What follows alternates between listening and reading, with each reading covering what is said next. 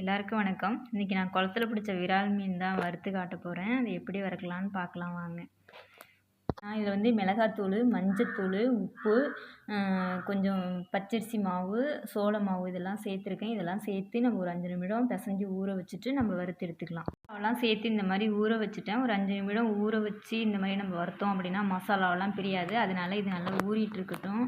கொஞ்சம் ஒரு 5 நிமிடம் கழித்து நம்ம வந்து வறுத்து எடுத்துக்கலாம். இதுக்கு எண்ணெய் சட்டி வச்சுட்டேன். இப்போ வந்து நம்ம எண்ணெய் சேர்த்துக்கலாம்.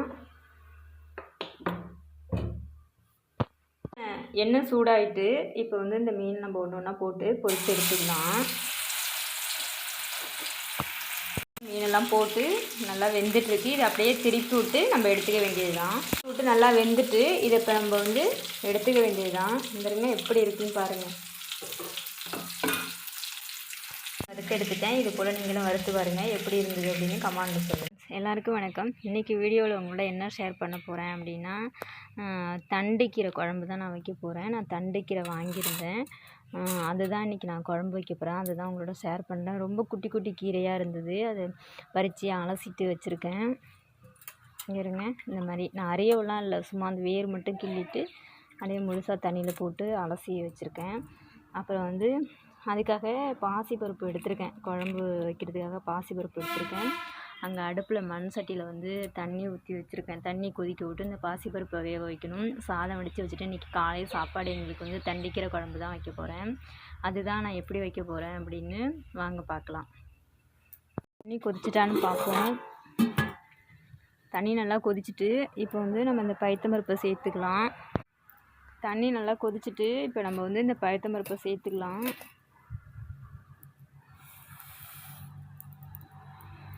இந்த பைத்தம்பருப்பு நல்லா வேக விட்டு தான் நம்ம தண்டுக்கீரையை சேர்க்கணும். பைத்தம்பருப்பு நல்லா வேக விட்டு நம்ம தண்டுக்கீரையை சேர்த்துக்கலாம்.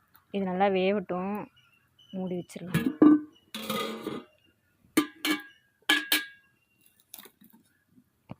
மூடியை ஓப்பன் பண்ணி பார்க்கலாம். பருப்பு நல்லா எப்படி குழைவாக வந்துட்டு வருங்க. இது மாதிரி தான் வேகணும், சரிதான். இந்த மாதிரி நல்லா குழைய வேக வச்சிட்டோம்னா ரொம்ப இதாக வேகாமல் இருந்தாலும் நல்லா இருக்காது. அதனால தான் தண்டுக்கீரை இருந்தாலும் வேரெல்லாம் கட் பண்ணிவிட்டு ஏற்கனவே 2 தண்ணி ஊற்றி அலசிட்டேன். இப்போ திரும்பவும் தண்ணியில் வச்சுருக்கேன். இந்த மாதிரி தண்ணியில் புழிஞ்சிட்டு இது கூட சேர்த்துக்க வேண்டியது தான். இதில் வேறு எந்த காயும் அதெல்லாம் சேர்க்கக்கூடாது. பருப்பு அவ்வளோதான். தாளிக்கிறதுக்கு வெங்காயம் கடுகு போட்டு தாளித்து விட்டுட்டு மிளகா மாவு போட்டுக்க வேண்டியதான். வேணால் தேங்காய் அரைச்சி ஊற்றிக்கலாம். ஆனால் நான் தேங்காய் சேர்க்கலை இன்றைக்கி.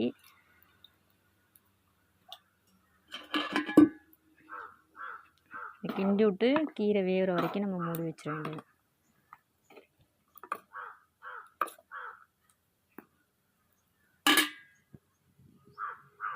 கீரை போட்டோம்னா குழம்பு நல்லா வெந்து பார்க்கலாம். பாருங்க, கீரை நல்லா வெந்துட்டு. இப்போ வந்து நம்ம இது கூட கொஞ்சமாக கல் உப்பு சேர்த்துக்குவோம். ஏன்னா புளியெல்லாம் கிடைக்கல, அதனால உப்பு கம்மியாக தான் சேர்க்கணும். கல் உப்பு சேர்த்துட்டேன். இதுல வீட்டில் அரைச்ச மிளகாத்தூள் சேர்த்துக்கிறேன். உங்கள் தேவைக்கு எவ்வளோதோ சேர்த்துங்க. நான் ஒரு 4-5 ஸ்பூன் சேர்த்துட்டேன்.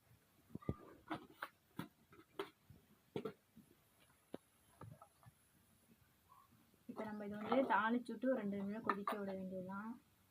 இது வந்து நம்ம இப்போ தாளிச்சுக்குவோம். இந்த அடுப்புக்கு இதை மாற்றிட்டு எண்ணெய் சட்டி சூடாகட்டும். எண்ணெய் சட்டி சூடாகிட்டு நம்ம தாளிக்கிறதுக்கு வந்து ஆயில் சேர்த்துக்கலாம்.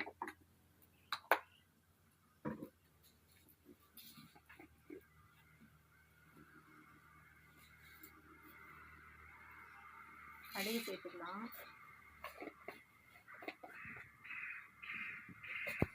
கடுகு நல்லா பொரிஞ்சிட்ருக்கு. நம்ம வந்து 2 வரமிளகாய் எடுத்துருந்தேன், அதை சேர்த்துக்கலாம்.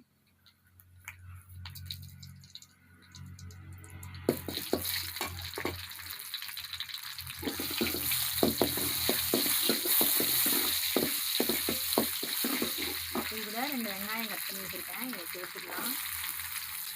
கருவேப்பிலைலாம் சேர்க்கல, ஏன்னா கீரையும் கருவேப்பிலையும் ஒரே மாதிரி இருக்கும். அதனால் நான் கருவேப்பிலை சேர்க்கிறேன். தாளிச்சதை நம்ம வந்து இது கூட சேர்த்துக்கலாம். தாளிச்சிட்டு ஒரு 5 நிமிடம் மூடி வச்சு வச்சிட்டோம் அப்படின்னா தண்டுக்கீரை குழம்பு ரெடி ஆகிடும். எங்கள் வீட்டில் இன்றைக்கி தண்டுக்கீரை குழம்பும் விரால் மீன் வறுவல் தான்.